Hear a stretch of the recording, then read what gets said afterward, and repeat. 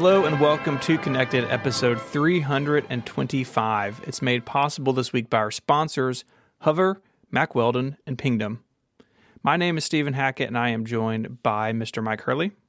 Hello. Hello. Happy 16th of December to you, sir. Oh, it's my favorite day of the year. Is it? Nope.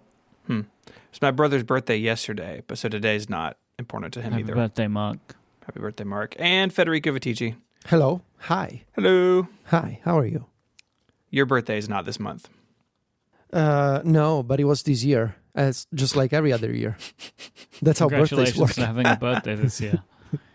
Well, some people cannot say the same, right? If you were born on a leap year, Or if you were born on December 17th to 31st, you haven't had a birthday this year yet. right. That's also a possibility. And if you listen to our pre-show, you may be feeling like you may never have a birthday again. So we've got that going for us, I guess. Okay. Next Right. month, Mike and I both have birthdays. Interesting. That is true, actually. Which one is more important? I don't think there is an importance this year. Which We're both birthday just has more consequences? I'm Has turning more 35. implications. That feels Oh, like a big you are? number. Yeah, yours is more important. Then Stevens is more important. Sorry, Mike. Gosh, that doesn't seem possible because I vividly remember your 30th birthday. It was not that long ago. Well, got bad news, Mike. He bought a tam for himself. I did. I thought for my 30th anniversary of being alive, I need a 20th anniversary Mac. You call them anniversaries? No, I was trying to connect the two You The can make it a anniversary. thing, though. linguistically. My birth anniversary? The 20th birthday Macintosh. It's a better name. All right, we have some follow-up, but before we get there, a quick reminder. This is our final normal episode of the year. We're taking next week off, but we will be back on December 30th with the Connected Year in Review. We've already started on it. And boys, a lot happened this year.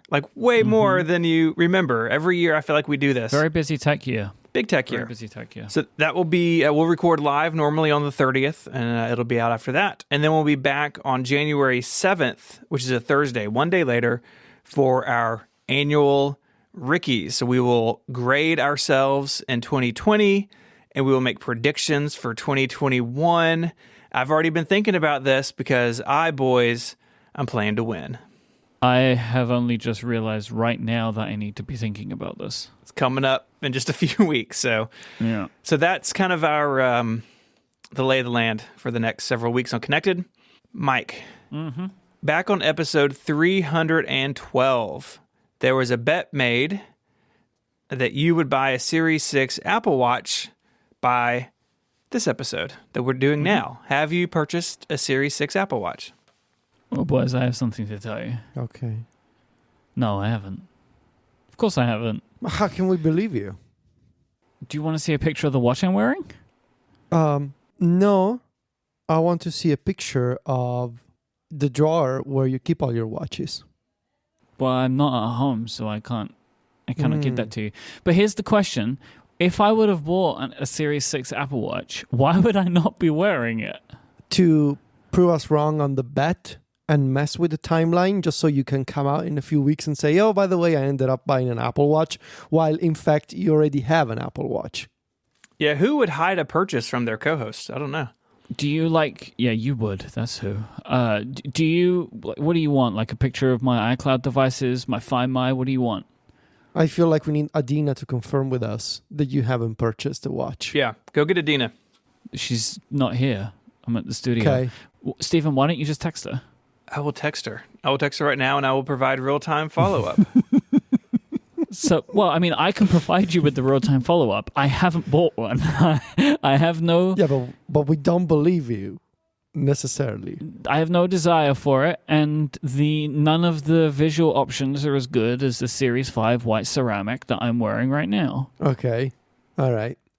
I am now realizing, is this one of those things where like so many Apple products have found their way into my home this year that maybe Adina has completely lost track of what I do and don't have? She's going to be like, yeah. And then that's going to complicate everything. So I said urgent life and death matter. Oh, jeez. Has Mike purchased a Series 6 Apple Watch? You are the worst text message. I didn't say that. I said settling something on a show. Come on. Okay. But that is the kind of thing that you would do. Like, you just text someone like, hey. And then, like, write, like, ... Hey. I hate to tell you this, but I'm canceling your podcast. I've never done that to anybody. This is the kind of message that Stephen would send to someone. Okay. While we wait for Adina, we will move on. Fitness Plus has launched. Mary has used it. I think she may join the show again and talk about Fitness Plus because she got up at like 5 o'clock yesterday morning, yesterday morning, one morning to work out on Fitness Plus. You don't have fitness right now because you have a broken leg. Yes, foot, but yes, that is true. Oh, Adina has texted us back saying the latest one. No, the last one he bought was the white ceramic one like a year ago. Thank you. See? Is there anything else that you want? Any other? Well, I mean, you guys could be in cahoots. We're going to need access to your bank account. Do you want me to send a picture to you of my iCloud account, which shows all of my devices in it? Just send your password. That'll be enough. Just going to have a secondary iCloud account just for the Apple Watch. It doesn't really matter. Okay, so... I win the bet. I've won the bet. Okay, what happens now? Okay, whatever, what happens now? Nothing. Oh. Nothing Was this a bet without... It was a bet without consequences. Oh, then it's not a bet. It's just something that we said. It was something you said, and I said it's not going to happen, and you were convinced about it, and I said it's definitely not going to happen. But I say a lot of things. Yeah. Did I even say this? I find it very strange. I don't know. I find it very strange that I would say something, let's bet, without a price or a punishment of sorts. That's true. He's into punishment. Oh, my. Apple Fitness Plus and the Apple Watch made to work together. When you open Fitness Plus, it looks for your watch, and it gives you an option that says work out without watch. And so you just don't get the cool metrics and stuff. Oh, so you can do it then? Only on an iOS device. That does not work on the Apple TV. The Apple TV requires you to wear a watch. I don't know why. That doesn't make any sense. It's because the one person working on tvOS forgot to turn this off. I guess so. It's also incompatible with AirPlay, so you can't AirPlay from an iPad like to a TV. People think that is to, I guess, stop piracy of Fitness Plus. Well, because they also have that thing where if you take a screenshot, it's just black. Oh, does it? Like Netflix and others? Yeah. Yeah. Like fair play. Not really sure why Apple's so concerned about piracy of Fitness Plus. Well, you could screen record a lesson and put it up on the internet. Right, but who wants to do that? Because, like, the internet is full of workout videos. People? Yeah, but, like, you don't need Apple Fitness Plus to watch a workout video. You could just go to YouTube and watch a workout video. Right, but what if you really want Apple Fitness Plus? Then you probably pay for it. I don't know how much of a market there's going to be for piracy of Fitness Plus workouts. Really. Well, it's better to be safe than sorry, though, right? There's, you wouldn't believe the extent that some people go to get stuff for free. Yeah, but those people will get these things for free then. You know what I mean? Like, right. Everybody knows, right? You cannot stop piracy. If people want something, they will find a way to get it. Sure. Sometimes you end up making things more difficult for people. Right. Like, this is like the whole Quibi thing, right? Like, they did this, and then people couldn't share podcasts, screen recordings or screen captures of their shows. And then it was one of the reasons is nobody cared. But, like, as a user, do you really have to take screenshots anyway while you're doing a workout? No, but then that, for me, is like another reason why even bother doing it then? You know what I mean? Like, why? Because most people who are going to do that are going to pirate the content. So might as well just put in the blocking feature. What if it's like you want to just record it for your own personal use? I understand. Right, and that is exactly the problem that we are having at Mac Stories. But it's, what's better? To make it easier for bloggers to take screenshots and screen recordings, or to at least establish a threshold where you can avoid piracy, potentially for millions more users. So I don't like it. I mean, it's causing, trouble capturing that content. How are you doing it? But I'm not, well, I don't know. Taking photos, I guess.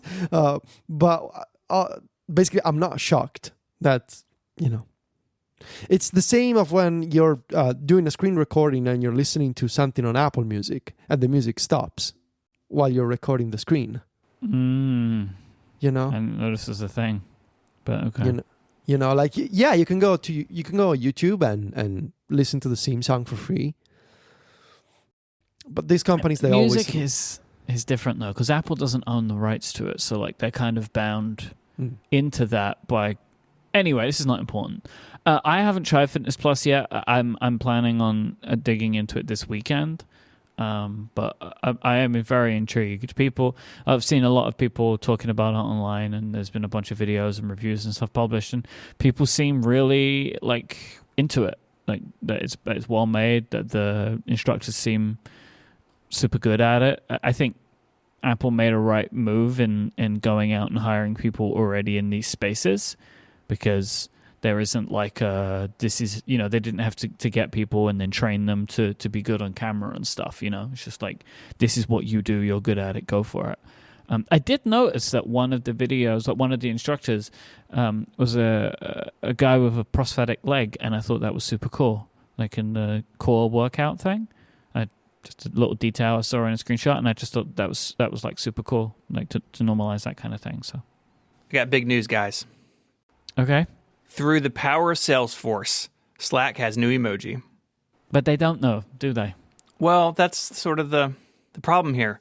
So Slack has rolled out, or is rolling out still, 2 new like packs of emoji. One is like this alphabet thing, and the other is called remote work. It's like just people working, doing things at home. But they have yet to support the emoji from now the last 2 releases. Yeah, bananas. They're not emoji, they're sticker packs, but they're calling them emoji. And for some reason, they're putting the effort in there when they are currently not supporting the actual emoji release from 2019. That's how far back they are. I hate Slack. I hate it. I hate it. That's where I've landed. I'm getting so frustrated with it. So that's where I am. Slack is terrible and boring. I imagine a cool, fun-loving, hip company like Salesforce will fix this immediately. I said not the right way to describe them. I mean, for all we know, they are. We don't know anything about them. So they could be super cool. I don't know anything about them at all. So maybe they're cool. Guys, I have big news. Again? You have more, but it's a lot of big news. It's like hit after hit from you today. Steve has designed me a custom Remember the Milk emoji, or icon. You could just call it an emoji. A tattoo as well. I'm using it all over the place. So it is a cow that I am milking. The cow has Mac Pro wheels on it, which is a little upsetting. Mm-hmm. And I'm milking it into what seems to be a bucket, but kind of looks like a big thing of beer. And in like a little thought bubble, I have a milk jug, milk carton. Have you set this as a custom icon with shortcuts? No, because I'm using Todoist. You should set it for Todoist. Yes. This is it's an incredible icon. It's an incredible logo. The attention to detail is incredible. From your feet, Steven. This is made in paint. It looks like it's made in paint. To the little, to the little wheels that the cow has. The Mac Pro hooves. Yes. And the thinking bubble where you're just thinking milk with a shocked expression on your face. Well, he's remembering the milk. That's I'm remembering the milk. Yeah. Therefore, I need to milk the cow. It's really, this is almost an impressionistic painting when you think about it. Or this is like because this has got to have happened to a farmer at some point in their lives, right? Everyone needs to get milk sometimes. You've got to imagine that someone has been milking a cow once and they're like, I got to get milk. Right? As you're literally doing that. Yeah, yes. You're like, this reminds me. I got to get the milk. I got to get milk today. Oh, man. Straight from the source. Yes. We need some milk.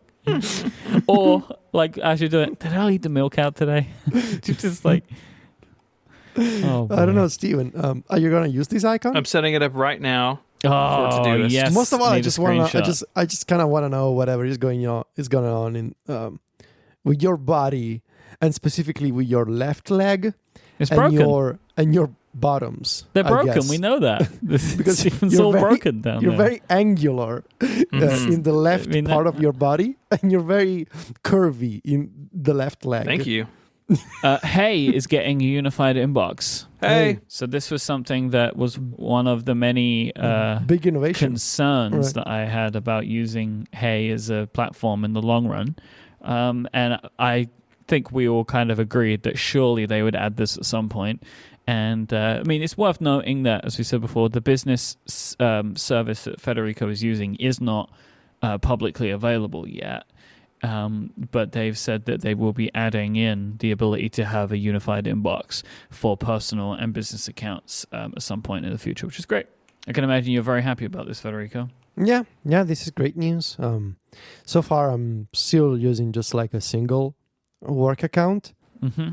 So I don't really have a need for a unified inbox, but I suppose it could be handy for, the future if we set up a different user on Mac Stories having shared access with the unified inbox. I guess that's going to be nice. So yeah, it's nice to see that they're adding more traditional features. I wonder how this is going to work in terms of accessing, like, sending something to the feed or the paper trail with a unified approach. So that's going to be interesting. I'm curious to see how it works in practice.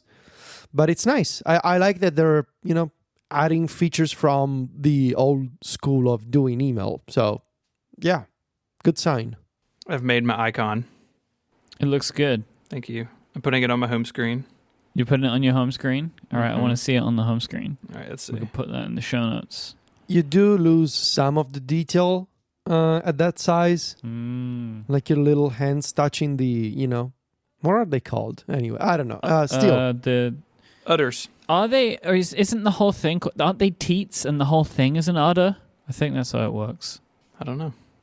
Not a farmer. You sure? Well, I mean, I have an image that would suggest that you in fact are. In a green field, you and the wheel-equipped cow just milking away. If there's one thing that 2020 has taught me is that I can believe what I see on the internet. And so I see this, therefore I believe it. You are a milk farmer. Otherwise, how do you think this person, Steve, was able to come up with such an excellent and detailed drawing, Steven? Exactly. Wow. Also, you sure you didn't make this yourself? I didn't make it myself. Are you Steve? It's super convenient, isn't it? Like, no, I hate my name being shortened to Steve. It's just Steve Hack. That's this guy. Steve Hack. It's his internet persona. No one's ever heard of him in before. The feedback. He sent it to me privately. Isn't it convenient that there's this Steve person? This is not the first time that this Steve person has sent in some feedback that seemingly agrees with you or supports you, Steven. Or makes you look cool like a farmer. What's going on, Steve Hack? Steve Hack. Let's not talk about listener Steve. Let's talk about listener Tim. Quarry owner Tim. Oh, Quarry Team. Quarry Tim. So last week we had listener feedback from listener Tim about the iPhone leather sleeve, iPhone leather sleeping bag, fleshy sleeping bag for the phone. And Tim wrote in saying, hey, in my line of work, I often get like sharp things in my pockets and I don't want to scratch my phone up. So we guessed that Tim worked in a quarry, but turns out Tim is a letter carrier for the United States Post Office.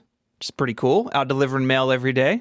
How dangerous a job is this? Well, if you look at the picture in the show notes that I'm also pasting into the Relay FM members Discord, which you get if you're a Relay FM member, he has destroyed previous phones. So Tim writes... oh, my word. But how? So let me finish reading the feedback. It's just lots and lots of paper cuts. That's what's happened to this phone. That's right. So postal letter carriers drive around in the U.S. in what's called the LLV. There's also a link to that in the show notes. If you live in America, you've probably seen these, the little cute, adorable little delivery trucks.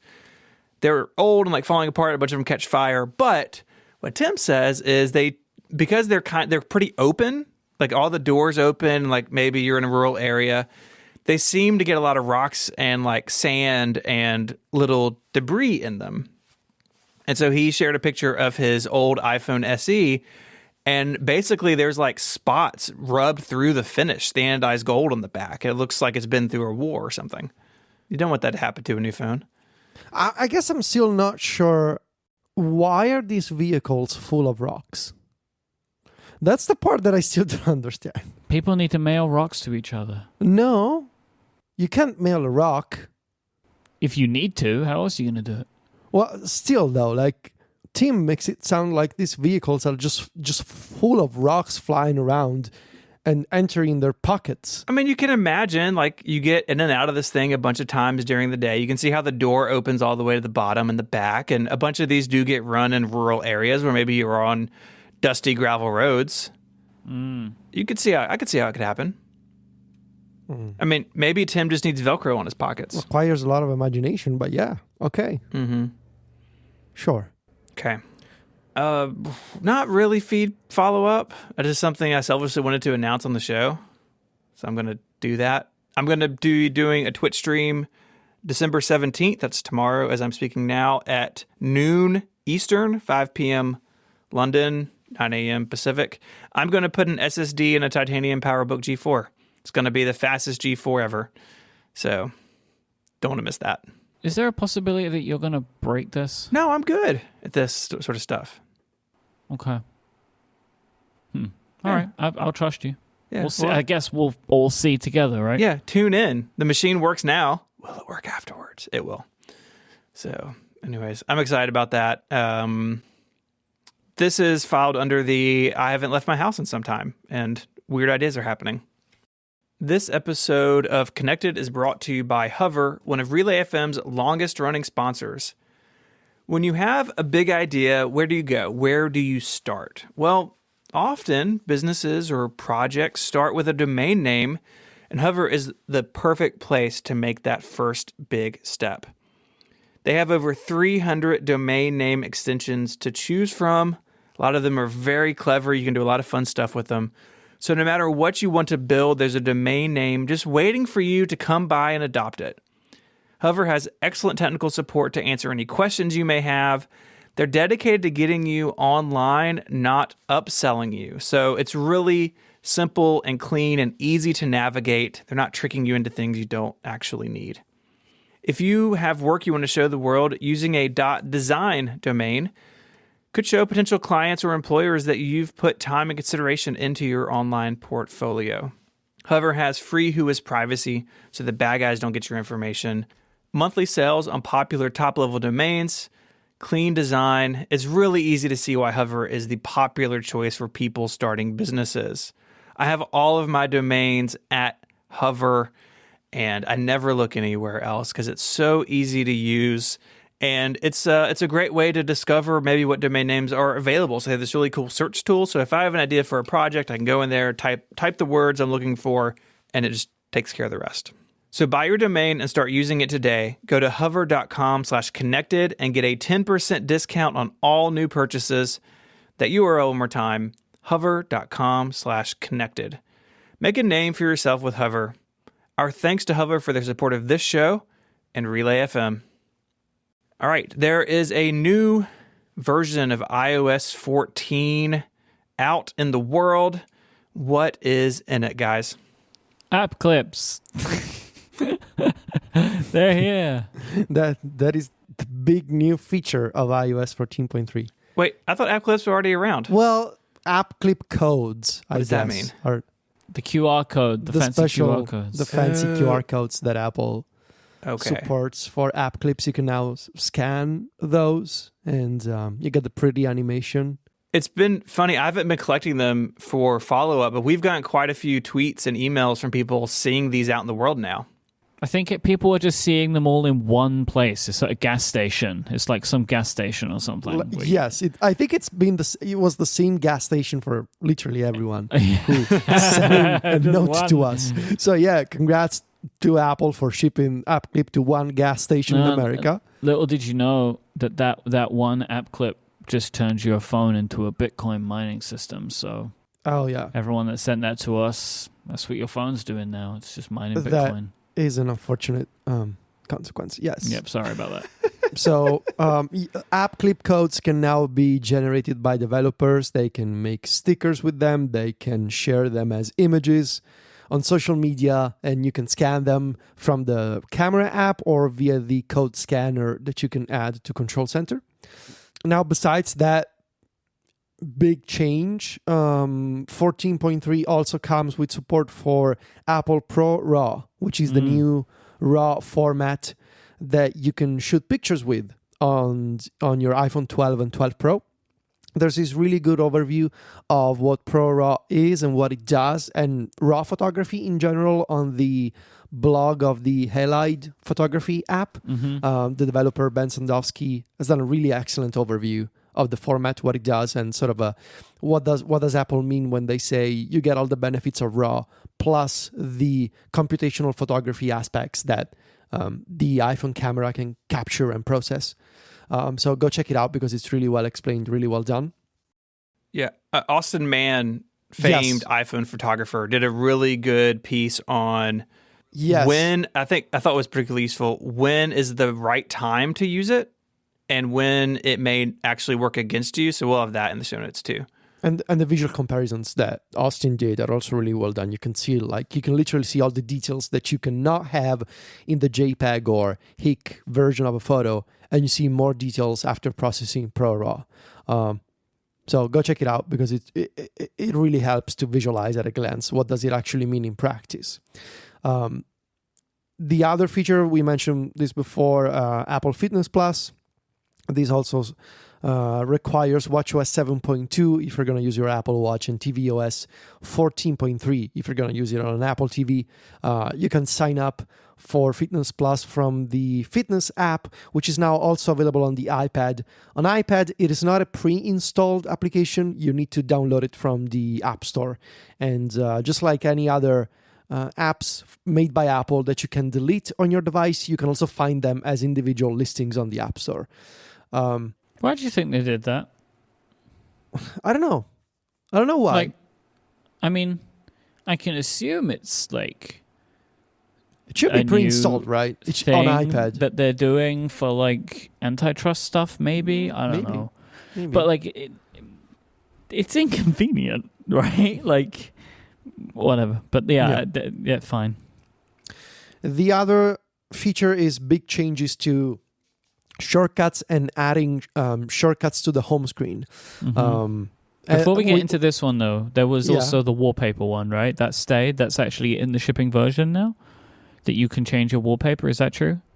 Did that stick? Oh, yes. The set wallpaper action is now included in shortcuts. I have a pretty sweet update to one of my shortcuts coming based on this action. That I should be able to share this week on the site. Nice. So there's set wallpaper, and also there's new edit actions for editing reminders, contacts, and calendar events, I believe. And then the change to adding icons on the home screen. If you are among the people making custom icons for launching apps on your device. Yeah, like Steve. And Steven, who are also the same person. Same person, yeah. It's not me. You'll be happy to know that you can now create those shortcuts and add them as icons. And when you tap the icon on your home screen, it doesn't redirect you to shortcuts first. It launches the destination app directly. And if you have these icons from previous versions of iOS, that you created them in September with iOS 14, the new behavior will apply to those old icons as well. So just update to iOS 14.3, and when you tap those custom icons, you will be taken directly to the destination app that the shortcut wants to launch. You will not see shortcuts opening first. This also applies to utilities that allow you to install custom icons, not via shortcuts, but via profiles, via custom profiles on your device. However, Apple made a change during the iOS 14.3 beta. So up until beta 2, I want to say, they removed the redirect behavior when changing the icons for system apps as well. So I was able to create custom icons for Safari, Photos, Apple Music, built-in Apple apps, using a utility called Icon Board. And those icons on 14.3 beta 2, they were not doing any redirect. So when you tapped on the custom Safari icon, Safari opened directly, which was awesome. And then Apple made a change in beta 3, I believe, where they went back to the whole behavior. Now you can if you want to use icon board or other utilities for making How does custom icon icons. board work? What is this? Icon board, it lets you create, it's a visual editor for making custom icons on your iPhone. And it lets you create icons for third-party apps and for system apps. But for system apps, it needs to do a redirect where you tap on the icon, you see icon board for a second, and then you're taken to Safari, Photos, whatever. Right. For third-party apps, it's basically a fancy URL scheme launcher. You're just saying, I want to launch Twitter. I want to use this icon. And you create a profile and you install the profile, and then you have a custom icon that opens Twitter. And for third-party apps, you don't have any limitations. Yeah, I don't like the profile installing thing. Oh, yeah. But it's fine. You're literally just installing like a web. You can take a look at the profile file, and you're literally just installing like a web clip. That's all it does. Do you have to install a profile for every app? No. What's nice about Icon Board is that it lets you create multiple pages of custom icons. Like you have these multiple home screens in the app, and you can create, say, 10 icons, and then you can install them all at once. And then it just drops them on your home screen? Yeah, on the last page. And then you can place them wherever you want. And so what I've been doing is, for some third-party apps, I've created custom icons, and then I've used the new iOS 14 feature that lets you hide an application from the home screen, and it sends it to the app library instead. So I have marked as hidden the default icons for stuff like Twitter and Slack and Good Task, and I'm using the custom icons instead. I purchased a bunch of icon packs from Michael Frerup as a really nice set called Juice, and Vidit from the Lookup team as a set called Aesthete or Aesthetic, I think. There's a bunch of people making really beautiful sets these days. And I'm using Icon Board to install them. There's also a shortcut that I didn't make, but you can find it on Reddit. You can find it on Routine Hub. It's called Icon Themer. And this is quite impressive because it's a shortcut that does the same. Like it creates profiles and it lets you create profiles with custom icons entirely via shortcuts. And at the end, you have a profile that is open in Safari, and you just say install, and you can even back up those custom profiles created via Icon Themer to the Files app. And so what I did was I exported my custom profiles from Icon Themer on the iPhone 12 Pro, and I re-imported them on the iPhone 12 Pro Max that I received yesterday. Because I assume that this stuff doesn't sync it doesn't. very well, huh? It doesn't. And my hope was that when that thing happened, when Apple made that switch in the iOS 14.3 beta, when they said you cannot install custom icons for system apps anymore, if you had installed them before, they kept working. So I was on the 14.3 GM or release candidate, and I still had my custom Safari icon and my custom Apple Music icon, and they kept working because I had installed them before the change in the beta. Why? What is the reasoning for this? Why can't I have a custom icon for Safari? It's silly, right? But that's BS though, right? Because it is. Apple was saying that their icons are more important than anybody else's icons? No, and especially like the Safari. Have you seen the Safari icon? I mean, it's... No, but it's like, we won't let you change our icons, but everybody else's icons, go crazy. Right. Like, go do what you want. Go wild. Like, you can just go for it. Like, really, what they should do is they should have a native system for changing all the icons you want. They should have a themer I feature. think that this is probably going to be the main feature of iOS 14. They really should consider it because, I mean, I get it. Designers, they care about the icons that they craft and work on. I totally get it. But, millions of people like to customize their stuff. And, I think they should give it to the people, this option. Like from settings, imagine like a simple page where you go in, you see all the apps, and you just, change icon, and you pick an image or you pick a file, and you're done. That's it. No shortcuts, no profiles. That's the way it should be. So I really hope that they enable this option next year. using shortcuts, using profiles is really a clever workaround. It's a clever hack, but it could be so much better. Anyway, so in 14.3, but this thing with launching shortcuts from the home screen, it goes beyond icons, right? All kinds of shortcuts that you want to add to the home screen as an icon can now use Compact UI. In fact, one of the main reasons that I think I sort of stopped using my own Mac Stories shortcuts icons was the limitations around Compact UI. It used to be that those icons, they would take me to shortcuts first.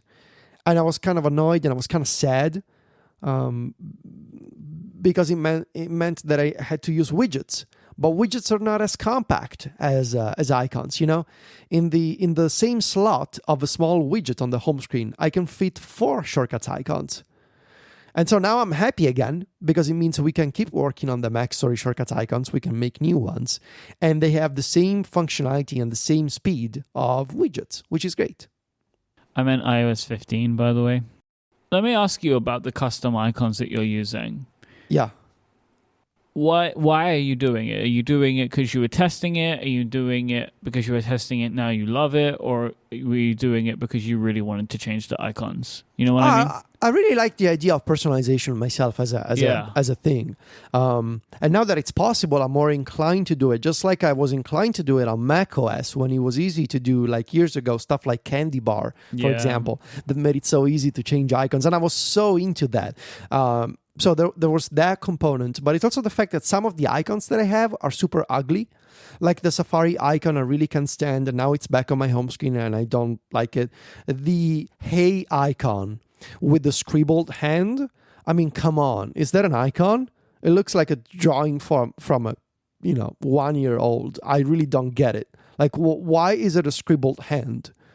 It's so ugly. And so I just I took one of I believe I'm using one of Vidit's email icon. It's a really pretty icon with the @ symbol in the middle of an envelope. It's really nice.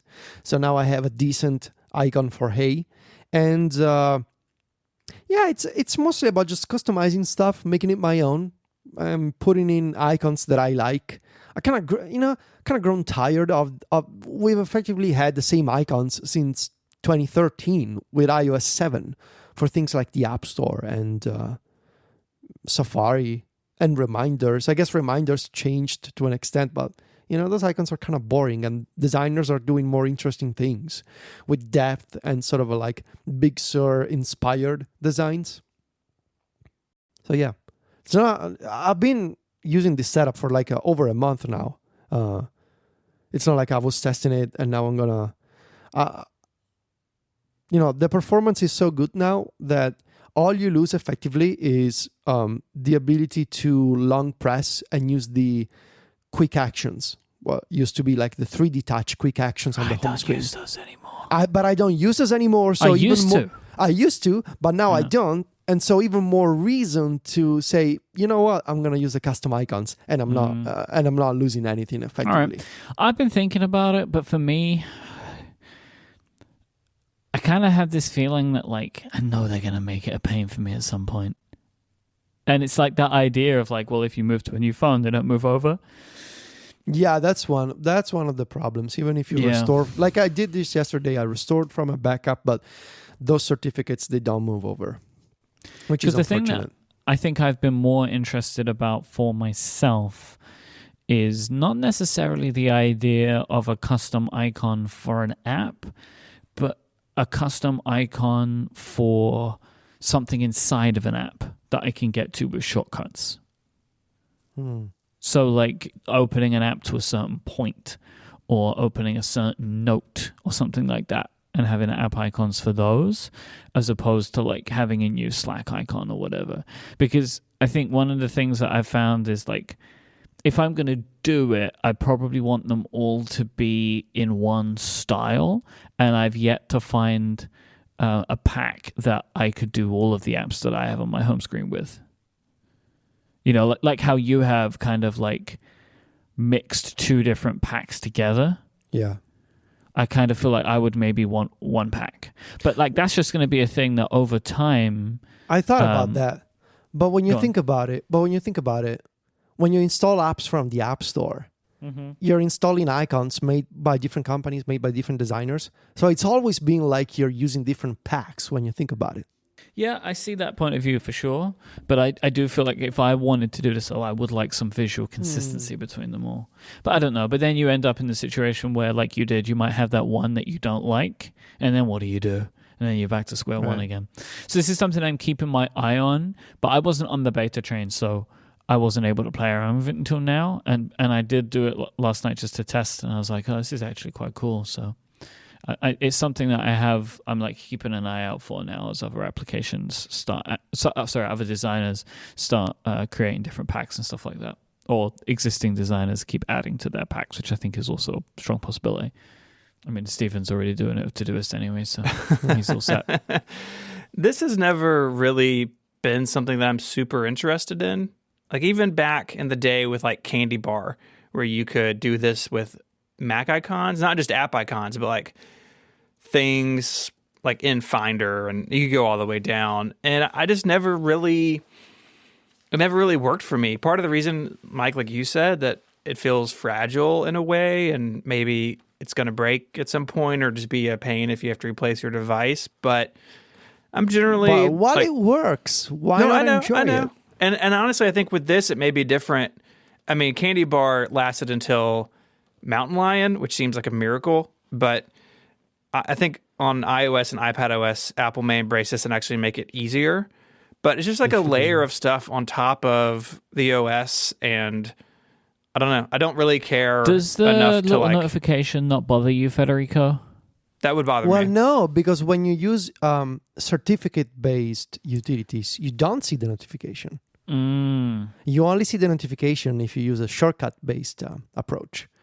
And also another reason why I don't like to do that, because I tried that and I was so annoyed by the notification, by the banner that confirms the shortcut, that I went looking for other solutions like the next day. It's like, no way. You cannot even dismiss that thing. There's no setting to hide it. You're forced to see, even if you've tapped the icon like 200 times, you're still going to see the banner that says, hey, you ran this shortcut. Yeah, go figure. Job. I did. What about app badges? Because you don't get badges on these, right? No, you don't. And it's a feature, the way I see it. See, that's what's going to break my Todoist one for me, because Todoist is one of the few apps that I allow badges for your badge. task manager? Yeah. Oh, no. But no, stop doing that. No, I need to know how much I've left to do during the day. No, use a widget, or you just open the app anyway. Because you're opening the app anyway. You don't need to see the number. The number just causes you anxiety. So you either just open the app, which you do anyway, or use a widget, which at the very least, it gives you the context of what the things are. Just seeing the red number puts you in a state where you know you have things left to do, but you don't know what, which makes you even more anxious. So you either just tap the icon or use a widget, which at the very least it gives you some visual context of, like a visual preview. So you know what it is. I should be a productivity coach. This is what I'm going to do next. I'm going to be a productivity guru. Perfect. And teach people how to use icons. It feels like a limited business, but maybe it's not. I don't know. I feel like I've made a pretty decent living out of it at this point.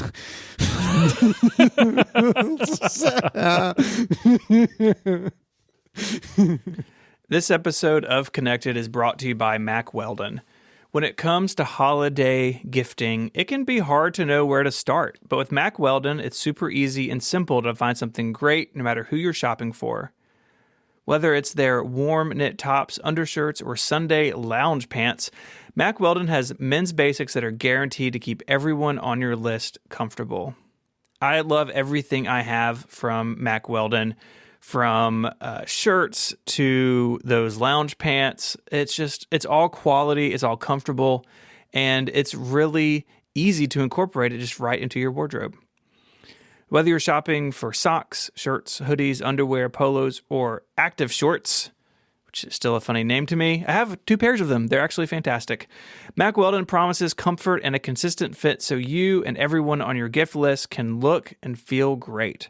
From working out, going to work, or on a date, Mack Weldon is for everyday life. With a wide range of customized fabrics, your garments will keep up with you no matter what your day looks like.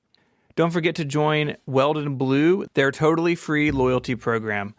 Level 1 gets you free shipping for life, and once you reach level 2 by spending $200, you get 20% off every order for the next year.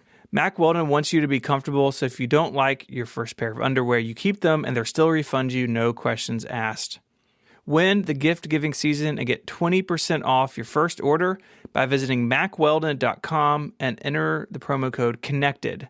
That's MackWeldon.com, promo code CONNECTED for 20% off. Mack Weldon, reinventing men's basics. Our thanks to them for their support of the show and Relay FM. All right, so we're going to talk about our impressions of the AirPods Max. Just one of them. Just the left one. Federico, I think you have the most to say, so I think Mike and I are going to go first. Because you're like testing things with gold monster cables and... Or we can have a conversation. It doesn't have to be a list of people.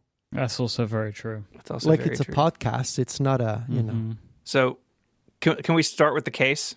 But you can start, yes. Okay, I want to start with the case because it's dumb and embarrassing. It's really bad.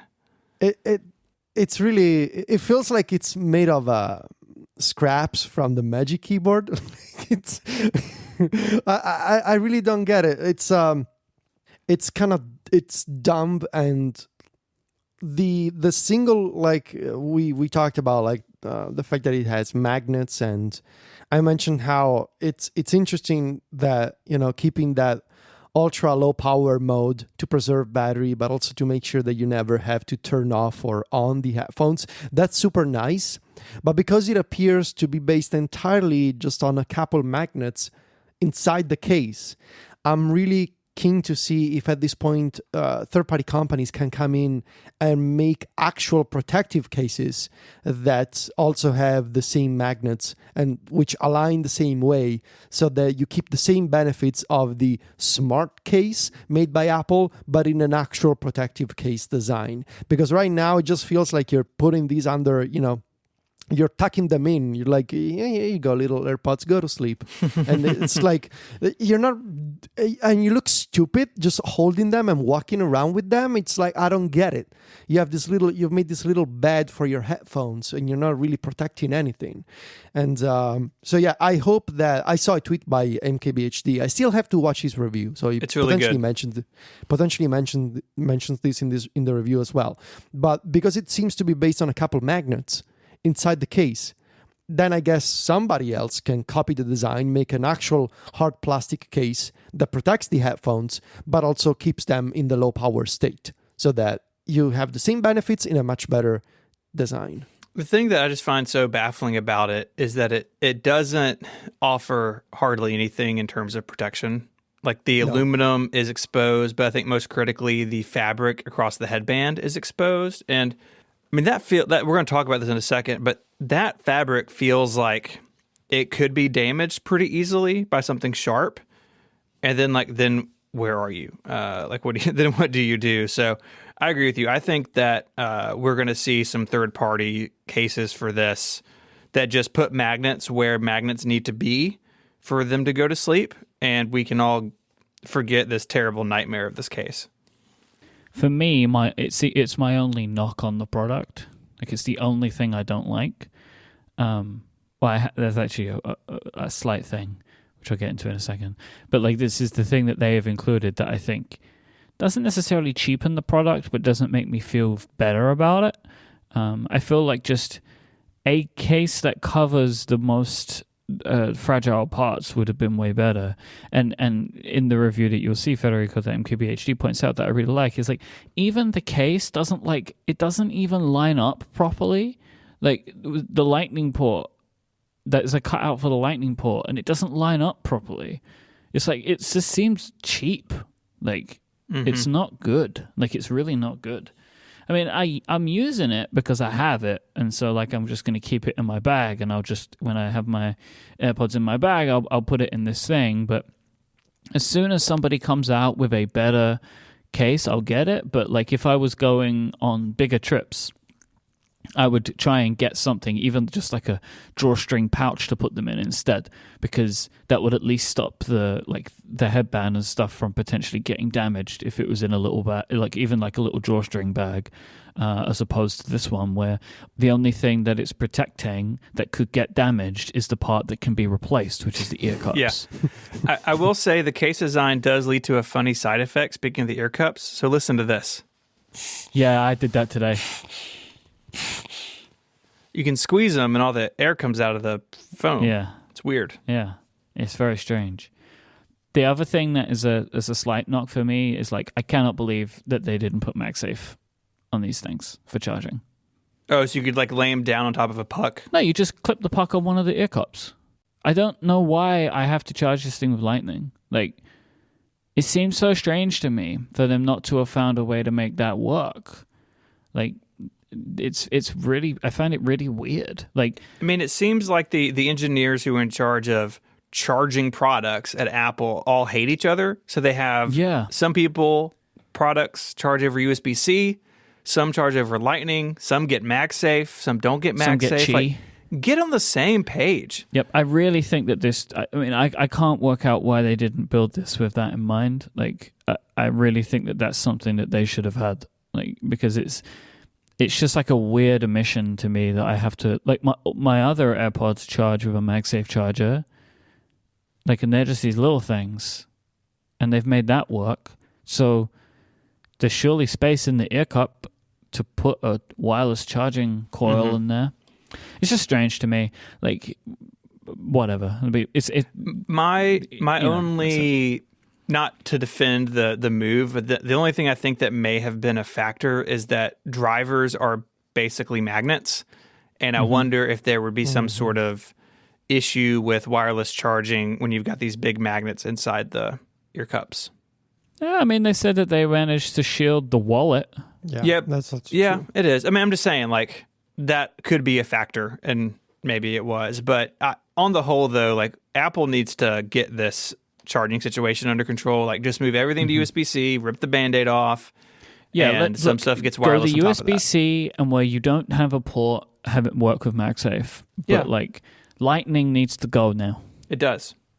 Lightning has had its day in the sun. We were very happy to have it. It was great.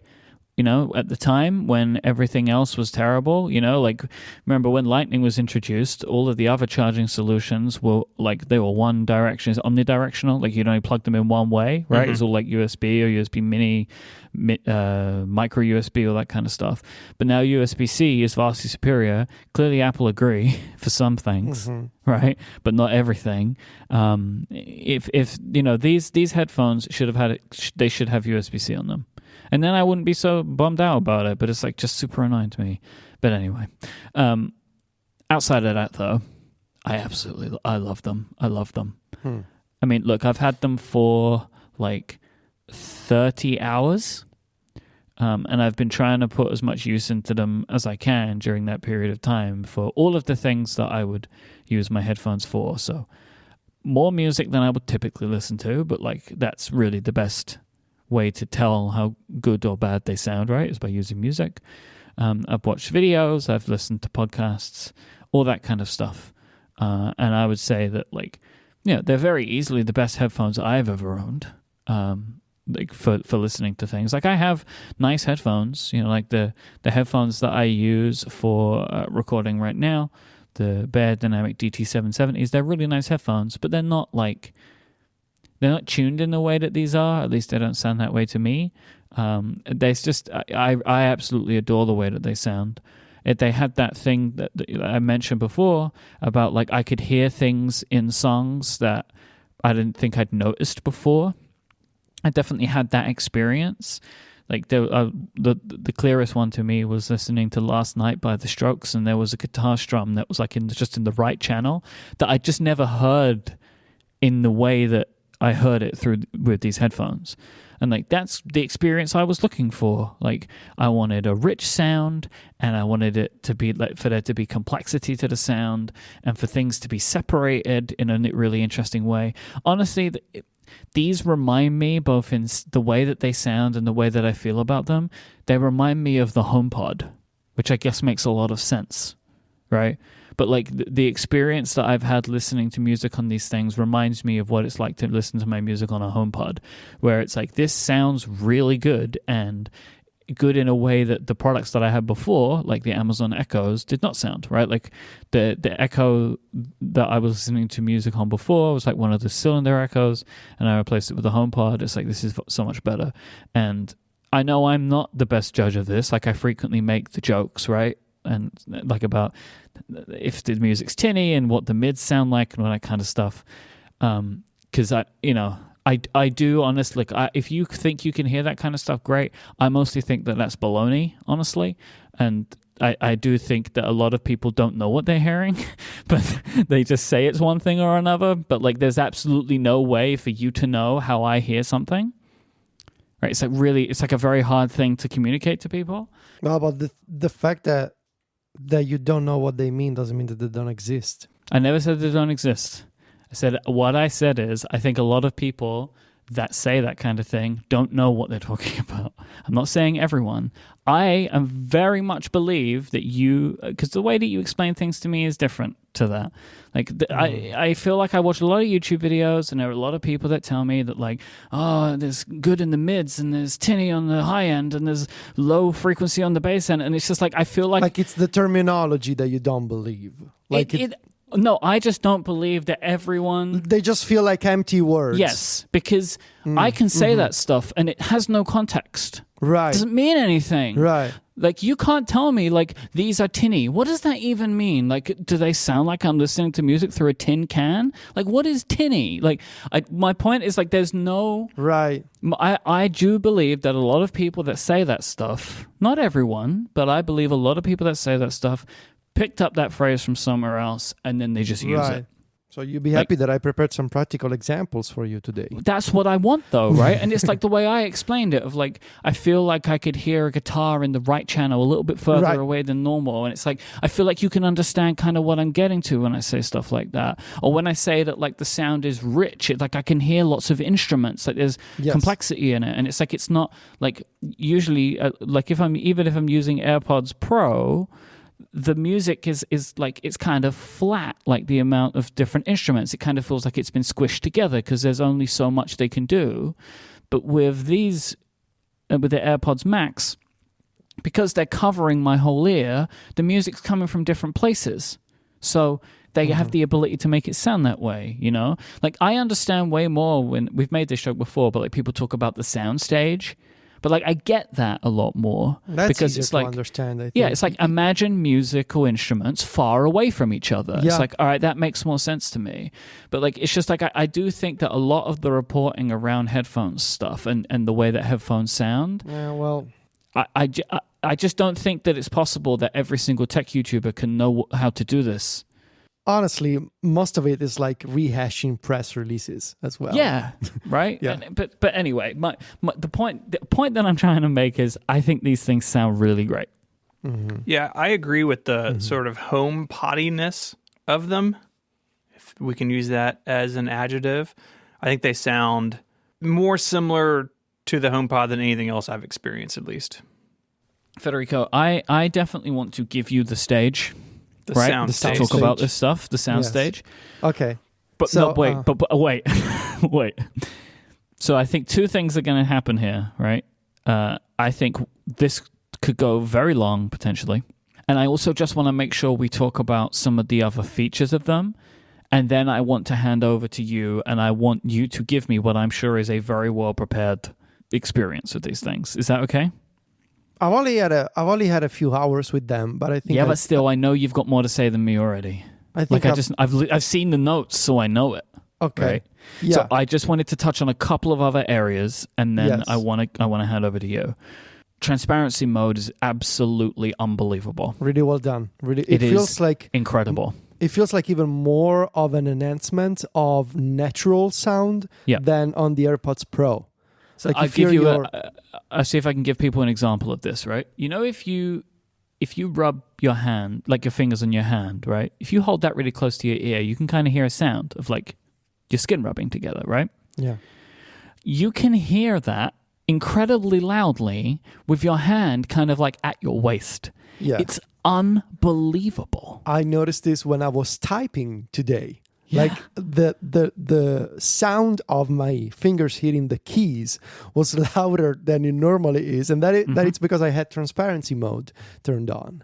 So yeah, totally. So I first heard Gray reference it this way with the original AirPods Pro of calling them like AR, right? That it's like it is like augmented reality because reality is being changed around you.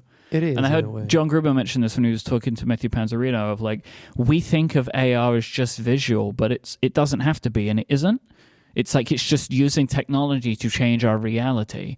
And I had a thought of like, if I could get a hearing aid that gave me Apple's transparency mode, like it is in the AirPods Max, I would wear it. Because I genuinely hear things clearer this way. And like similarly, right, like if there's a piercing loud noise, like if there's a siren, transparency mode adjusts that for you. Like my hearing is better in every possible way when I use these headphones. Like I found that way for AirPods Pro, but it is significantly more on AirPods Max. Like the transparency is incredible. Noise cancellation is also, of course, vastly better. I think we all would have assumed this. I wasn't expecting transparency mode to be so much better. I assumed noise cancellation to be much better. I'm still not sure if it's too much for me because I've always been a bit weird of that. And I know, Stephen, you've had the same, so I'm keen to know what you think. I think so far it's comfortable, but I think it's right on my edge of comfortability. I do wish Apple would let you tweak it. All of the other companies let you tweak it, right? Like Sony let you use their app to tweak it. Bose do the same. I wouldn't mind just being able to bring it down just a little bit, but they don't let you do that. Yeah, I feel the same way. I really disliked the noise canceling in the AirPods Pro. Mm-hmm. I don't mind it on the Max, but I don't think I could use it for super long. So like last night, I used them for a couple of hours and had them in noise canceling for probably like an hour, which is way longer than I've ever made it. But it didn't make me feel sick, but I just felt closed in. And so I eventually just turned it off. And that's easy to do, thankfully, with the button on the right ear cup. But you have so much better than the squeezing. Way better. But you have to go into settings and tell it that you want off to be an option. By default, it just goes between transparency mode and noise canceling mode. So you have to tell it that off is an option that you would want. And also in those settings, you can reverse the direction of the digital crown for volume. And I think they have it backwards by default, where you're rolling it counterclockwise to turn the volume up, which is not how volume knobs generally work. Generally, you rotate it clockwise to go up. Yeah, I kind of get it, though.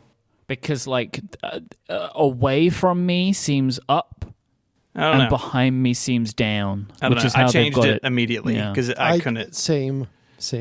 Yeah. I'm trying to see if I can get used to it, but I feel like, honestly, I would have the problem with this that I do with USBs of, like, I'll always do it the wrong way the first time, no matter which way around I have it. Like, I think I changed it because my brain made the association of raising volume, therefore going up, should be clockwise. Yep. Yeah. Not counterclockwise, because clockwise is what happens when time goes up, right? And I find it strange that they set the behavior to be the opposite, to be counterclockwise. I don't get it. I'm not super keen on pressing the crown because I always adjust the volume a little bit. It pulls my hair, I've noticed. Oh! Which is interesting. I will have to see how I can get used to it. You're going to have just a tiny bald spot right on your right-hand side, just above the digital crown as your hair is being pulled out slowly over time. The crown spot on my head. Isn't that part on the top of your head called your crown anyway? Yes, it is. I know because I've been listening to Silvia's Pilates videos. Yes, it is called the crown. Because you've got to reach up through the crown, haven't you, towards the sky. Exactly, yes. Yep. Yeah, it's that is a little bit of a venture with longer hair. I came in from work yesterday, and I'd been wearing them here in the studio for a couple hours, and Mary was like, "Do you wear headphones today?" Because apparently I had like a flat spot across my hair and then around my ears. Because you have the big poofy hair right now, don't you? Yeah, my hair. Yeah, I haven't gotten a haircut since March. Really? Really? I'm not gonna go get a haircut during a pandemic. Oh, you can do it at home. Yeah, Adina's been cutting my hair. Yeah. I mean, Mary cut my hair in March, and then I've just let it go since then. Interesting approach. Did you get in a fight? Yeah, but you've done that anyway, though. Like this is the thing. Stephen Hackett cannot adjust to any hair-based style for more than 6 days. Right. Right? Like, you change it so much. You grow your hair out, you cut it all off. You grow your beard huge, you cut it to a mustache. Then you cut the mustache off and then stubble. And, you are very flexible with your hair in a way that I think most people aren't. This episode of Connected is brought to you by Pingdom. Do you have a website? What's on that website? Maybe a shopping cart or registration form or contact us pages? If you've answered yes to these questions, then you need Pingdom, because nobody wants their critical website transactions to fail. This means a bad experience for your users and could mean lost business for you. But the good news is, it's really easy to set up transaction monitoring with Pingdom.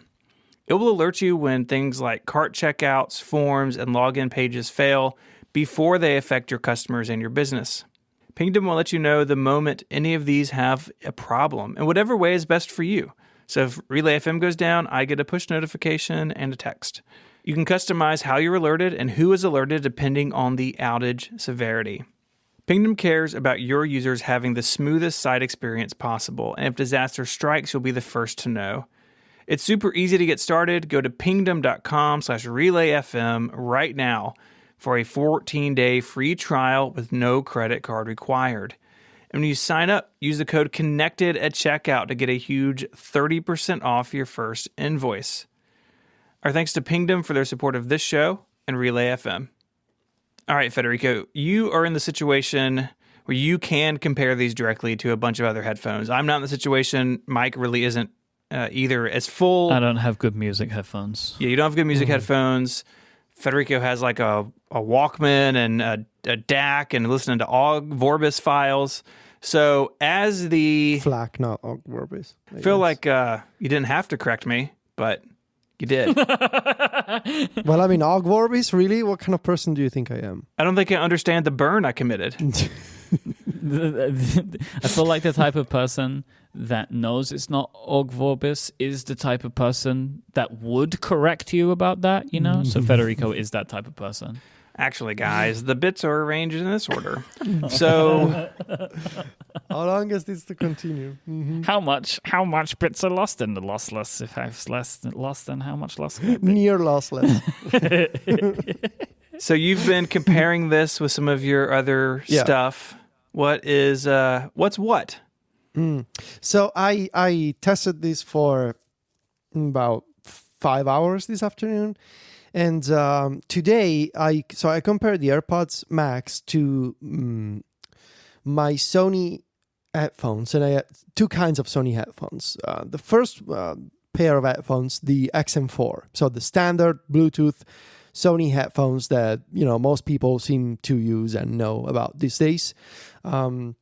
These are standard Bluetooth headphones that I can use with my iPhone and my iPad, and I can stream Apple Music, and they rely on standard AAC Bluetooth-based connection. So nothing fancy, just Bluetooth headphones made by Sony, which also have active noise cancellation.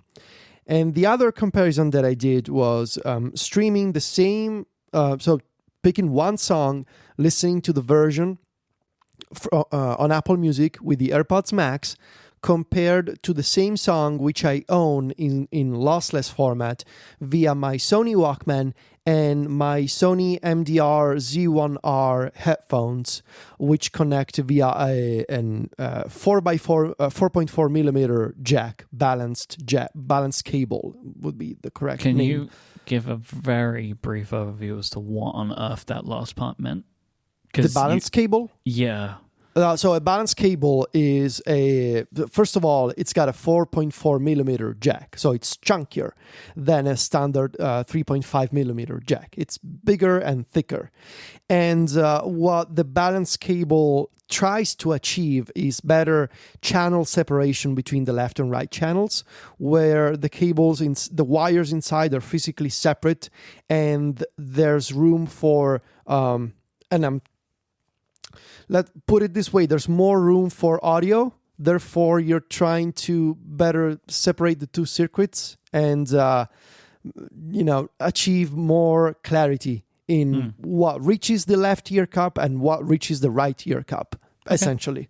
Yep. But yeah, it's a shorter, chunkier cable, basically. So I also chose some songs to like try and do these tests, and I try to make them different enough from each other so to get a good sense of like the kind of acoustics and the kind of performance that I was getting from these headphones. So I tested All You're Dreaming Of by Liam Gallagher, his latest song, kind of an acoustic ballad featuring piano, acoustic guitar, and backing vocals, plenty of backing vocals and horns in the background. Slow Dancing in a Burning Room by John Mayer. So, really warm guitar and bass line in this one. Exile by Taylor Swift and Bon Iver, the Long Pond studio version. And I chose the studio version because I wanted to listen to the sounds and try and see what kind of performance I would get on the AirPods Max. Especially for Taylor's side, where they were performing the song in the same room. So Taylor singing in the room together with the person, I believe it was Jack Antonoff playing the piano in the same room, which is different from when you're recording, and mixing separate tracks. Like the piano player goes in, does their track, and then the singer goes in, does their track, and then you mix everything together. This is more like the Beatles used to record albums, everybody together in the same room. So I wanted to listen to that, see what kind of performance you would have on the via the headphones. Sad Day by FKA Twigs. She's an amazing performer, and this song in particular features this sort of ambience at the beginning, together with a very clear with Twigs vibrato at the beginning of the song, which carries a lot of detail. The way that she sings and the way that she modulates her voice and her pitch, especially in the first portion of the song before the bass kicks in. I wanted to listen to that detail, like how much of that vibrato can you still get when you listen via Apple Music and the AirPods Max, and when you listen to the lossless version. And lastly, I tested I'm Not Okay by My Chemical Romance, because it was like kind of fun, messy punk rock song that makes for a good test when it comes to distortion at high volumes, which is what we talked about last week. Like when you play something loud at maximum volume, how messy does it sound in terms of like, can you still make out the individual parts, the individual instruments of the track, or does everything sort of blend together into this loud mushiness, like this loud mess that you get from most headphones that are not particularly good? Oh, on that, I have listened to them really loud, and it was exhilarating. Like I went up to the maximum, but it's still, I mean, I don't know about the claims that Apple make about the distortion, but it sounded better than I would have expected. Something about the loud volume, too, is that they do bleed more than I thought they would. So I had Mary listen to them, and she cranked it basically all the way up. I was like, oh, I can hear very clearly just sitting next to you what's playing. I mean, I figured there'd be some leak, but it surprised me how much there was. I'm going to try and make this not a drag to listen to. But basically, the comparison between the AirPods Max and the Sony headphones with the lossless setup, I just feel like it's kind of unfair, because obviously, like, and I was expecting this. Obviously, I still come out preferring the Sony Z1R headphones with my. Well, I mean, you should have, right? What are they, like 4 times the price or something? Yes, but it's like it's the whole setup of like the headphones and the player and the lossless source of audio. But I want to give you some examples, because otherwise you're just talking about the mids and the highs and the treble, and it doesn't really explain what you hear. So basically, what I noticed when comparing the two is that a lot of details, and by details I mean sounds, they get lost when you're listening to wireless audio. And if they're not lost, they're, at the very least, they're so quiet you may not even notice them. So, for example, in Slow Dancing in a Burning Room by John Mayer, at the beginning of the song, in the first verse, there's rhythmic guitars in the back doing, and there's another guitar that goes, does that note, that chord. And when you hear that via the high resolution format, you can hear that second rhythmic guitar perfectly. And you can hear the strum on the guitar, and it's part of a bigger whole, obviously, in the first verse. But if you focus on that sound, you can hear it. Mm-hmm. And on the AirPods Max, those two chords from that guitar, they just kind of disappear in the background. They're very, very, they feel small in a way that maybe that's the best way to describe it. Or the bass line in I'm Not Okay at the beginning, you can hear that on the AirPods Max via the Walkman and the Z1R. It feels like its own thing, like it's warmer, it's louder, and it feels like you can more easily discern the bass line from everything else. You can hear the bass line on the AirPods Max in that song, but via a different setup, because you don't have compression, because you're playing high resolution audio, and because honestly those are better headphones for high fidelity. It's more easy to tell, oh yeah, I can totally hear the bass line. And also the sound is slightly different. It's like it's a warmer sound, I would say. In the vocals of Sad Day by FKA Twigs, the vibrato at the beginning, for example, when she says, it's a sad day for sure, that part, with the AirPods Max, you can hear it, you can feel it. It's when they say thin, or like it sounds small, it's very faint, basically. With my headphones, it almost feels like you're sitting in front of Twigs when she sings, and you can imagine like you can visual. I don't know, maybe it's just me, but I can visualize the movement that her throat is making when she does the vibrato at the beginning of the song. Like you can feel the air moving when she sings in a way that it feels very, very close to you. So almost like you're putting your ear next to the microphone, basically, where she's singing into. That's the effect of like it's the difference between hearing a song, like hearing a very good singer on TV, and hearing a very good singer in real life. Like how powerful a voice can be when you hear it in real life. That's sort of the effect that you get via that setup. Okay. Now, the XM4. See, now these are your more run of the mill. Yeah. Everyone can buy them, kind of. Not everyone, you know what I mean. These are the Bluetooth Sony headphones that a lot of people know. These are popular. The Bose Quiet Comfort 2 are also popular. Beats headphones obviously are popular. I also have Beats Studio headphones, but I didn't try them today. But I do know how they sound. So the XM4 are interesting because they are lighter than the AirPods Max, obviously. They're also made of plastic. And I'm kind of torn about them because in a way they are easier to use. You can fold them. They are lighter, but they're also cheaper in a way that the AirPods Max are not. However, I'm not sure how I feel about the headband design of the AirPods Max yet. Not the design per se, but I guess the materials being used, the fabric part at the very top of the headphones. It's more flimsy. It's thinner than I would have hoped, and I have some serious concerns about the durability of that part of the headband at the top. So this is like the mesh part. The mesh part at the top. Okay. It's very thin, and it feels like you could poke a hole in it with a pencil. You could definitely do that, yes. Right?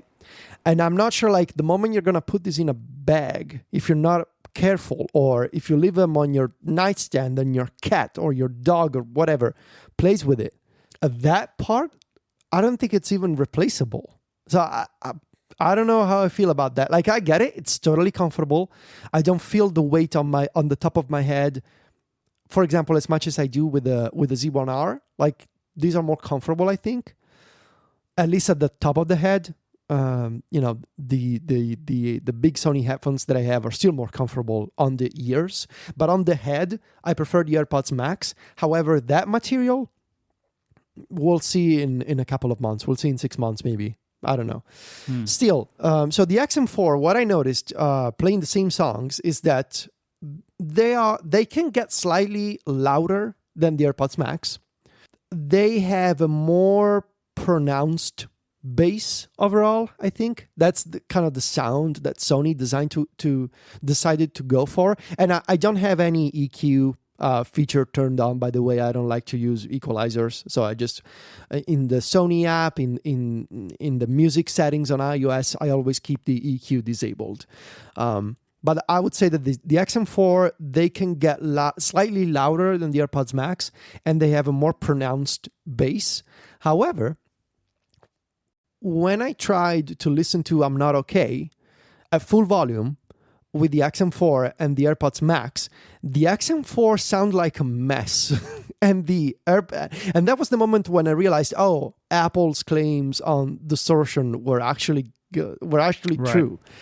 Because on the XM4, the beginning, the intro to the song, it's and something came to mind when I listened to that. It's like the XM4 are like when you're watching your friend's punk rock band play live in a garage, and the AirPods Max is a balanced sound that you get while listening to a CD.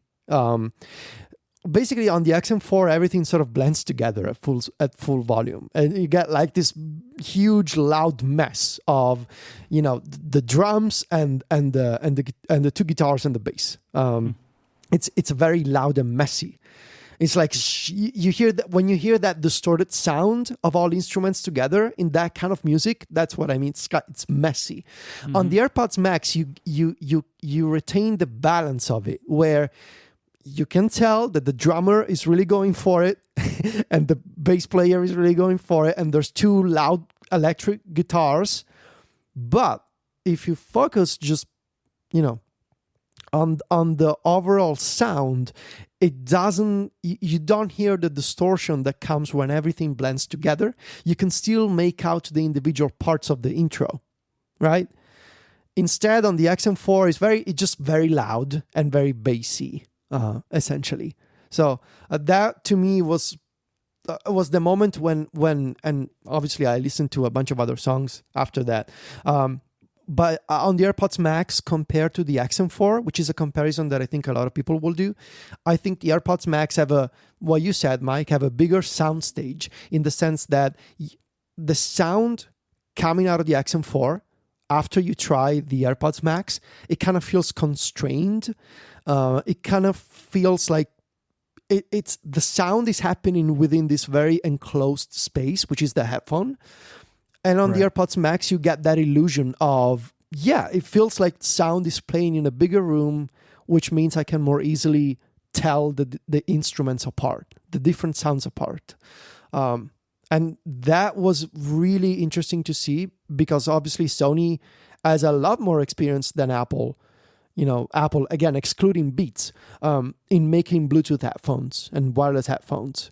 And these to me already sound better than the XM4. I don't have any Bose headphones, unfortunately. I've always been a Sony guy. But to me, these sound much better than the XM4. The XM4 have, again, perhaps slightly louder volume, more pronounced bass line. So if you're into that kind of style that is not as heavy-handed as the Beats sound, but somewhere in the middle of AirPods Max and Beats, that's where the XM4 stand in terms of bass performance.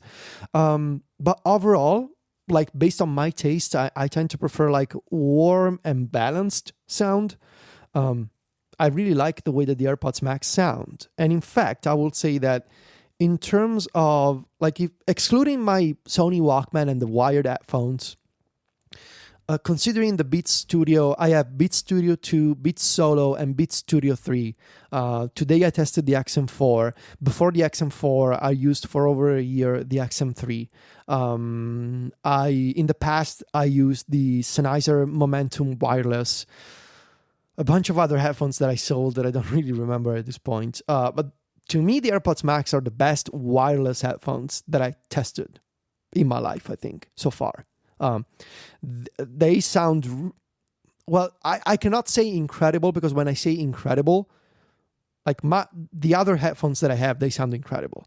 These are Well, you can say they're incredible for what they are. For what they are, yes. These are the best wireless headphones that I have at the moment. I have some questions about the design itself, especially the non-replaceable headband. That is really a concern to me. And I guess it's too bad that they don't have that they're based on Lightning. They don't have an analog port for wired audio. Have you tried the cable? It works, but it still converts everything to digital. And when I tried to do that, I tried to plug in the AirPods Max into my Sony Walkman. Mm-hmm. The volume was really low, and I got better performance out of it by doing straight Bluetooth from the Walkman to the AirPods Max. And in fact, strangely enough, I noticed that the Walkman connects to the AirPods Max using SBC as the audio codec, not AAC, which in theory my Walkman should support. So I don't know, it's quite strange. Still, it sounded better via standard Bluetooth than using the Lightning to audio jack cable. It's ridiculous that cable is not in the box for something this expensive. Yeah. And it's also the thinnest, wimpiest cable I've ever had from Apple. It's junky. It's very bad. Oh my God, yes. It's like if you go into a gas station and you buy like a USB to Lightning cable to charge your phone in a rental car, and it's like, you just know it's going to break after 3 days. Yeah. That's how this cable feels. It's $35 from Apple and not in the box, which is almost as insulting as the case is. I would say overall, are they worth $550? I think my answer depends on whether you really bought into the Apple ecosystem, obviously. Like if you just have an iPhone, I don't think you're the target user for these headphones.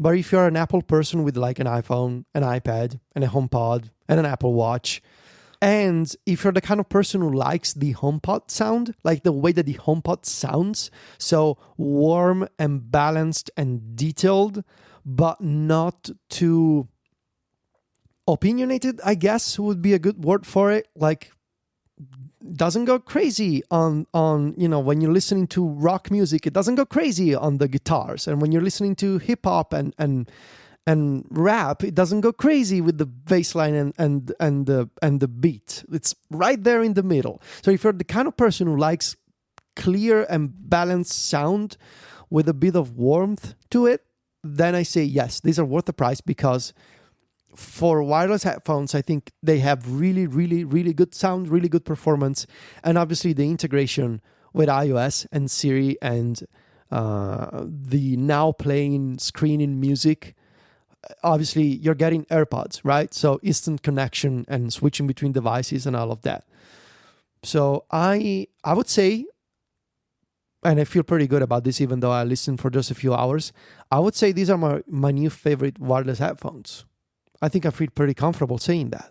So these would be then the headphones that you would be wearing for the majority of your music listening, is what you're saying. Yes. Because those headphones that you have, those are very very specific headphones for That when is an intentional decision you are making to listen to music on those headphones because you need hardware and cables and blah, da, da, da, da, right? Like it's not just a thing. like when I want to relax and I have 30 minutes for myself and it's like too short an amount of time to play a video game, but too long to just, waste time on Twitter, basically. I was like, yeah, I can go for a few songs and I take out my Sony Walkman and I listen to some music. But I just do that, right? It's something that I rediscovered over the past couple of years. Like, when's the last time you sat down and you just listen to music without doing anything? To music that way. I know, and I used to be the same. And most of the time I do the same, right? Because when I have wireless headphones, I'm doing something else. But it's just the idea of like, I want to listen to an album and do nothing else. My dogs are sleeping. Usually maybe Sylvia's doing one of her classes or she's not around. And I do that. Like my dog's sleeping next to me and I just listen to some music and it's beautiful. But I do that like it's a very specific occasion, if you will. Like it's very intentional. So most of the time I'm gonna be wearing the AirPods Max, I think. What about you, Mike? Oh, I mean, I've spent all this money on them. You're darn right I'm going to use them. But they are the best. I mean, as I said before, though, I don't have any wireless headphones. Like I have my AirPods, and I will continue to use my AirPods all of the places that I will use those. Like I'm not going to use these things when I'm out in the street. Because, by the way, the weight. Yeah, it's a lot. So they're heavy. For me, I think they're within the realm that I'm good with. As I said before, like I use heavy headphones quite a bit. And I don't notice it when I'm sitting down. But when I get up to move, I feel like they're going to fall off. Like I only notice them when I'm moving around. I don't know if you guys noticed a similar thing, but it's like that's when I notice the weight of these headphones is if I'm physically moving. Other than that, I'm totally fine with it. But that's the experience that I've had with them so far. But I'm really happy with them as a product because ultimately it's pretty much exactly what I expected. Like I have no surprise from this product. Mm-hmm. I was expecting them to sound really good, and shock horror, they sound really good. And for me, as a I would say like lay headphone person, they blow me away. But I don't have what else to compare it to, realistically. I'm a little on the fence. I like the way they sound. I'm not super blown away by the comfort. I do feel like I'm pretty sensitive to things like squeezing on my ears, and the weight doesn't bother as much as I thought it did. I agree with you. Like last night I was sitting at the dining room table wearing them, working, and then I got up and like, they were very heavy when you start moving your head around, but they are a little tight. And I've adjusted them a bunch, and I'm going to give it some more time, but I'm not positive I'm keeping these. In fact, I think if I had to make a decision today, I would be returning them. From the comfort perspective alone. What is it? Because the reason you would return them is because they're not comfortable enough. Is that it? And again, that may just be me. Okay. So what would you be looking for? Lighter? Lighter and less like horizontal pressure, like around my ears. See, I almost feel like they do not grip me enough around the ears. So like the headphones that I'm used to using, the Beyerdynamic headphones, they support themselves by just clamping to the side of my head. Yes, I tried those for like 3 minutes and sent them back a couple of years ago for that reason. So I'm much more used to that, and I almost wished that these headphones would do that more, because even on the lowest setting, I feel like they don't hold on the top of my head enough. I've always found this. I think I have a narrow head. Like, I don't have a small head, but I think my head is pretty narrow, because I've always had to think, like, why do these headphones stretch so much? Like, I've always had headphones at the lowest size, always. So I'm Ernie and you're Bert. I guess. What? Do you guys like stretch the headphones out? Like, you extend them? A little, yeah. A little? You see, mine are at the bottom, and I wish they were a little smaller. Yeah, like 1.5 centimeters, maybe. Yeah, I have nothing. Interesting. Narrowhead Mike, they call me. Mm-hmm. So there you go. Look, these are going to be a divisive product. I think price or no price, they would have been a divisive product anyway. I'm not surprised about that, but they're hyped for sure. They are hyped. Like, it's one of those funny things where, like, yeah, they're expensive, but people really want to get the content about them. People want to know all about them. And I really love them. And my feeling on the weight is I will report back.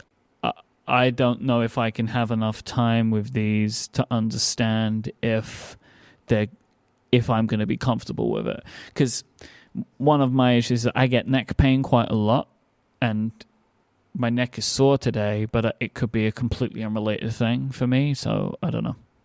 As I say, I don't think it would be difficult for me to adjust to these, though, because honestly, they're not that much heavier than a pair of headphones that I use for multiple hours a week every week, which are the headphones I use when I stream. Like, it's like tens of grams of difference at most between the two of them. So, anything else? I think we're going to be revisiting these in the future for sure. Yeah. One more thing I want to say. I tried it again on the AirPods Max, and I ended up disabling the setting once again. Automatic device switching. I really don't like it. It's so hit or miss. It just annoys me to no end that every time I'm scrolling Twitter, for example, on my iPad, I see the little notification. Audio switched back. There are some apps that are bad. That's the problem. Apps like Twitter are bad. I don't care though, right? I'm not saying like that's not a reason to be annoyed, but like I experienced this. Twitter is the biggest culprit for me of an application that tries to grab my audio, and I don't know why. I don't know why it's doing it. Yeah, and also great. It's a great feature. It is a genuinely very good feature. It is a very great feature, but it happens so frequently. Like, yes. Lately, I was talking to Alex in the Mac Stories Slack, and he mentioned like I was on a phone call with my mom, and I was using the AirPods, but then something played on my iPad, and the audio switched back, and like the whole call like switched to a different audio output. It's like, yeah, I totally get it. Like that sort of thing also happened to me, where it's like it's trying to be helpful, but sometimes like I still prefer the manual control, you know, like. Also, I don't have those kinds of interruptions where like my source of audio needs to be constantly switching from one device to another. Like if I'm listening to a podcast, it's fine. I'm going to connect from my iPhone and then I'm going to start listening. And then later, if I'm sitting down on my iPad and I want to listen to music, then I'm going to manually connect from there. So I tried it. Within a few minutes, I saw those notifications come in again and I disabled it right away. Also, I guess one more thing, and then I'm done. I'm still getting, even though I have set up an iPhone 12 Pro and yesterday an iPhone 12 Pro Max, restored from backups, of course, that issue of having iOS ever so helpfully turning down my headphone volume. I thought we learned that was a EU thing. No, but it doesn't happen to me. So basically, I have this bug that is following me around across iCloud backups and restores, because I know for a fact that this is a setting that you can disable in settings and in health. And I have done that. Every day I open the page and I look at it to have visual confirmation that the setting is disabled. However, it keeps wanting to lower my headphones volume. You got to restore your phone. I think I will have to, honestly, at some point. Yeah. Because every 30 minutes or so, my headphones volume is turned down because the EU thinks that I'm going to kill my ears otherwise. And Apple agrees, but really, I don't care. And it's a setting that I disabled, but it doesn't care about the fact that it's turned off. It keeps happening. And all the solutions that people sent me never worked. I think that does it. If you want to find links to stuff we spoke about, head on over to the website, relay.fm/connected/325. While you're there, you can send us an email with feedback or follow-up. You can also become a member and get Connected Pro, which is a longer ad-free version of the show each and every week. You can find us online. You can find Michael on Twitter as IMYKE. Mike hosts a bunch of other shows here on Relay FM. Mike, what do you have going on this week?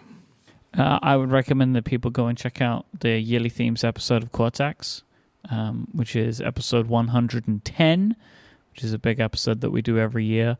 And then go and buy a theme system journal at cortexmerch.com. You can find Federico on Twitter as Viticci, Viticci. He is the editor-in-chief of MacStories.net. Federico, I have a question for you. Okay. What is your favorite smell? You. Really? I told you I was going to do easier ones. Favorite smell? Uh-huh. Mm-hmm. Like, honestly? Yeah. Like freshly baked cookies. Can I give you a top 3? Sure. Well, no. So by far, first place is my dog Zelda's smell. Like she has like she smells great. Honestly, like even though like it's not like she takes a bath every day, but she just naturally has a very sweet smell that both Sylvia and we absolutely love. So that's my favorite. It's kind of funny, really, that you have a dog called Ginger and it's the one that doesn't smell as good. Right? It's funny. Ginger just doesn't smell. You need to swap their names. Just swap their names. She's pretty smell neutral. Does Ginger carry a sword? No. Okay. No. Although she bit me the other day. So there you go. She's Adventurer. Then I would say, well, I do love freshly baked pizza. It's a very good smell, I think. Is there a particular... I mean, because different pizzas are going to smell different, so... Yeah, does it have pineapple on it? Yeah. No, I meant real pizza. No, but pizza has different ingredients. It has different toppings. Right, but only one of them is real. Wait, so you only eat one type of pizza? No, I mean Italian pizza. The smell of Italian pizza isn't one ingredient. No, just standard margarita. That's a drink. There you go. That's what answer I'm looking for. And yes. I also just want to say for the record, they have different pizzas, different types of food in different places. And that is my belief. You have Italian pizza, you have American pizza. They're both great. No, you have pizza, which is the default one, which is Italian. Then you have the international variations of it. Okay. And your third favorite smell? You don't call it Italian pizza. You just call it pizza. Third favorite smell? Third smell is in the winter, the smell of the roasting chestnuts on the fire. Inside you have like a little fireplace. Do people actually do that? I thought that was just in the song. I do. People do it. We do it. I see street vendors do it in the UK. Oh, in Rome as well. They do it. Yeah, but you can do it inside. If you have a fireplace, you can do it. And we do. And it smells great. Like I think in general, roasting anything on, meat, chestnuts, like anything really just... And it's both the smell and the sound, the crackling sound of it. Yeah. It's a multi-sensorial experience, I guess. Mm-hmm. You can find me on Twitter as ISMH, and tomorrow I will be making the PowerBook G4 very fast with an SSD over on Twitch. So if you're around, come check that out. I'd like to thank our sponsors this week. They are Hover, Mack Weldon, and Pingdom. Until next time, guys, say goodbye. Arrivederci. Cheerio. Bye, y'all.